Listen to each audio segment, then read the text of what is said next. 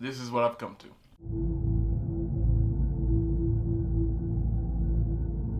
So, Don't Worry, Darling, movie created by Olivia Wilde. Mind you, her first movie, Booksmart, haven't watched it.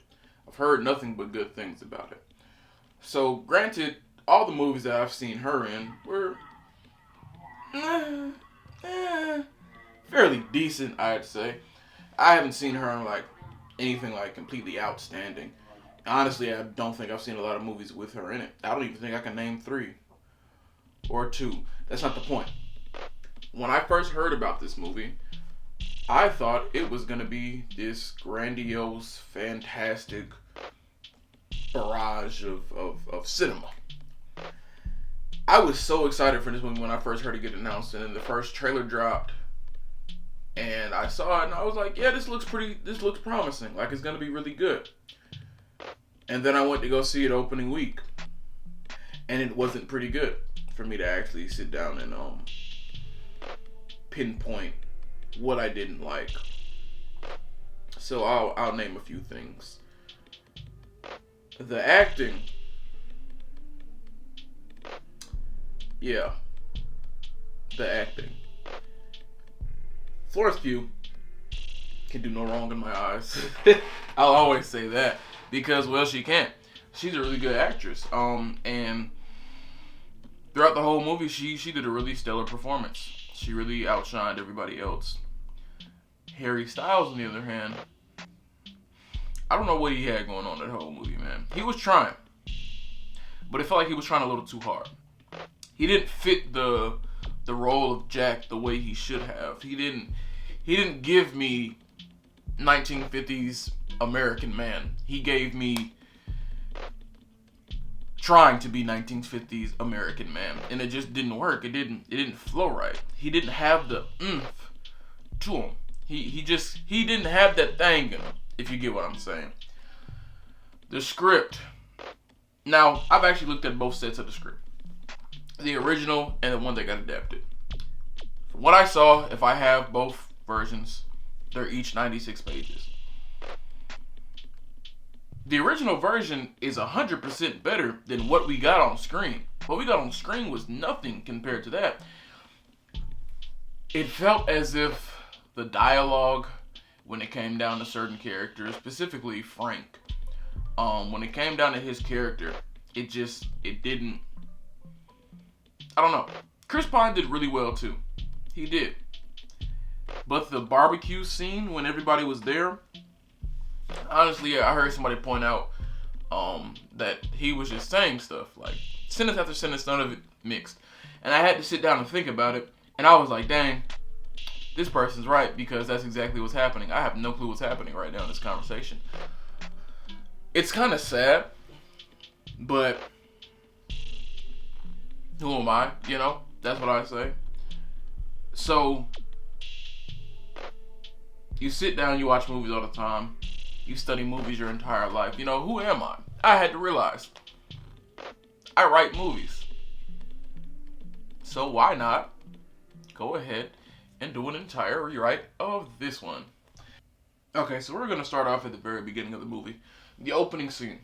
Now, the opening scene is pretty, it's pretty good. I'll say that I actually did enjoy watching the opening scene. It was nothing actually wrong with it in my eyes. I think it can stay the same. A lot of those first scenes, I believe that they can stay the same. Those first few scenes, it wasn't anything really wrong with them, I'll say. But I will say this. The way that the men talk to their wives, I believe that it should be a little more, what's the word I'm looking for? Violent. I think they should talk more aggressive. They're talking to these women as if they respect them, and let's be real, if we really look back at the 1950s, the average working American man, they did not really respect women back then. Not in the sense that they do now, at least. If you can say that they do now, it's not important. What's important at this point is they should be more violent towards the women. When whoever character asks such and such husband, because I literally don't care about these guys' names, to use an ashtray instead of saying whatever he said, I feel like, personally, he should have told her to quit bitching and threw the cigarette down, stomped on it inside of her house. That's how I feel. Because that's how men work. Their relationships are viewed in this movie as, you could say, fine. Like, they have good relationships. The men have good relationships with their wives. And I don't think that should be it.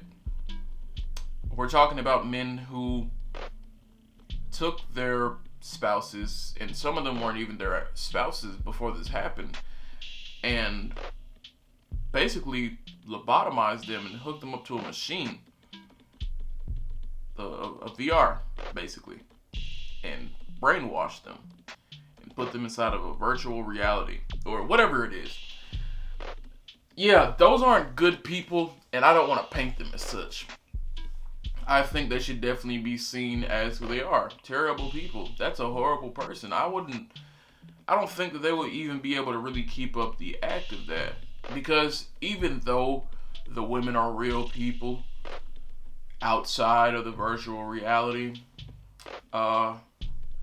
pretty sure they're not going to be able to remember anything. Even though Alice, which is Florence Pugh's character, even though she does end up starting to remember stuff, you know, obviously not everybody can do that. Only a few people could. So, I'm not going to go through and rewrite every scene. I'm going to go over the stuff that I just feel like could be changed a little bit. I feel as if Jax and Alice's relationship should be seen as less, whatever it is in the movie, to more unhealthy. Jack is violent. I want him violent in this movie. I don't want the screaming, nice guy trying to keep his composure with his wife. I want a man who's sitting here slapping his wife every time she questions him. A man who continuously is beating on this woman. And I feel as if that was going on inside of this movie, I know a lot of people have heard the phrase, if you ever hit somebody in the head enough, they can probably start thinking a little clearer. That's not the phrase exactly, but it's somewhat like that. I feel as if there should have been a scene where Alice and Jack, specifically the scene where Alice is questioning Jack as they're getting ready for bed about the Victory Project. And he walks out of the room and she asks what the Victory Project is. And he goes, I can't tell you. She continues to bicker, blah, blah, blah. Somewhere in between that moment, there should be a slap. Like a backhand, so hard that she falls, loses her balance, hits her head.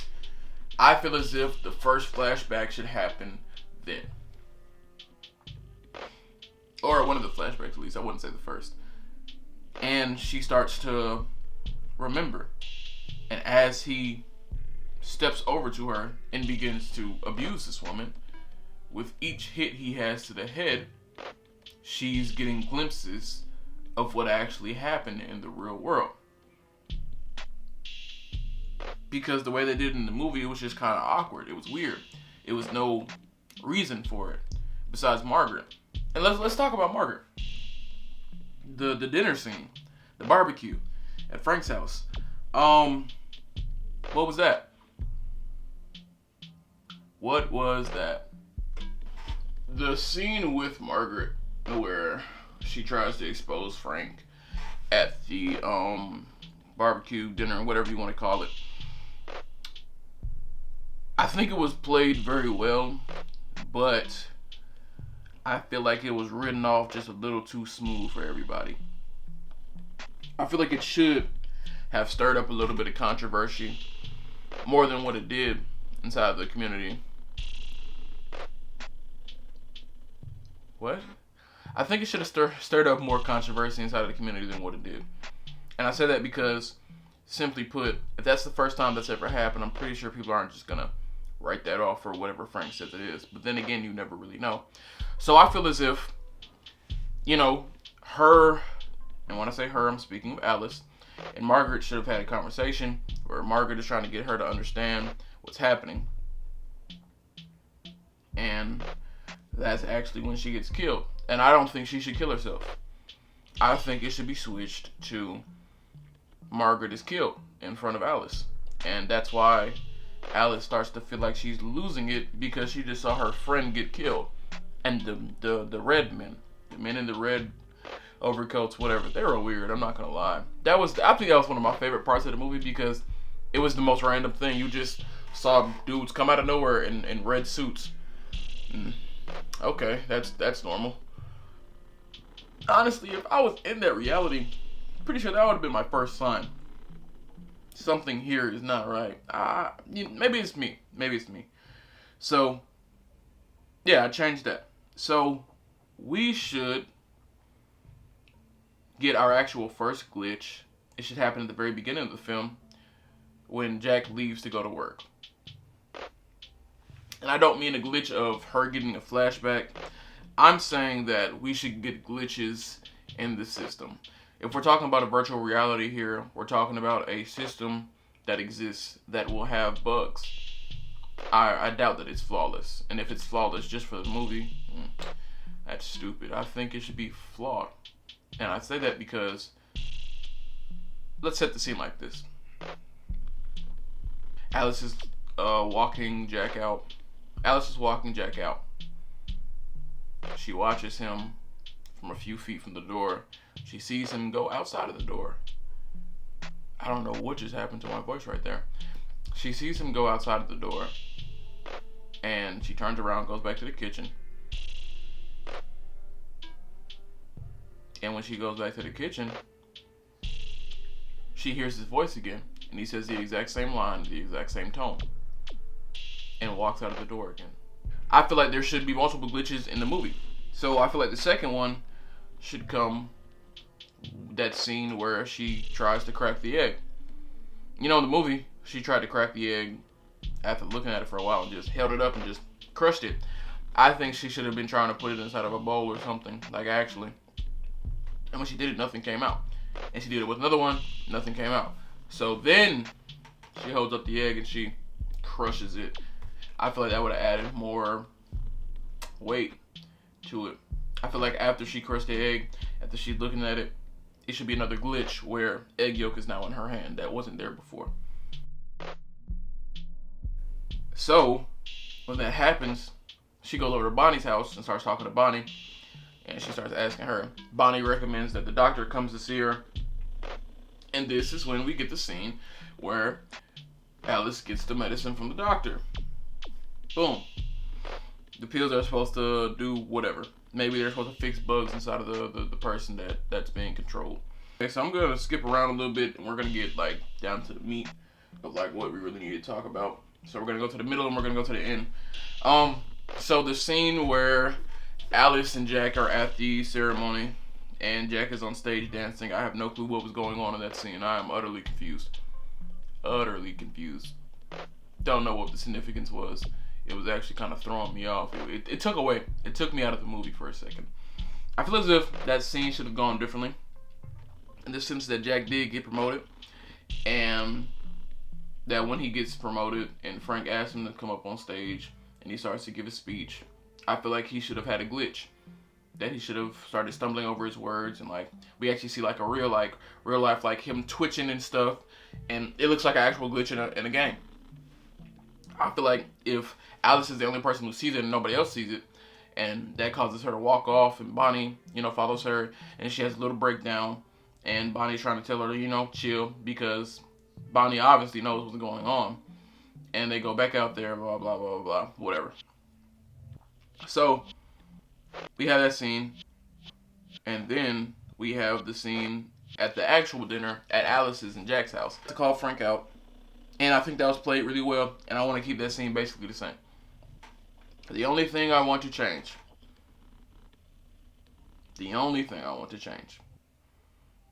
is after they leave, and after Alice and Jack have that conversation, and Jack calls the guys to come and get Alice, I believe before he even does that, they should fight.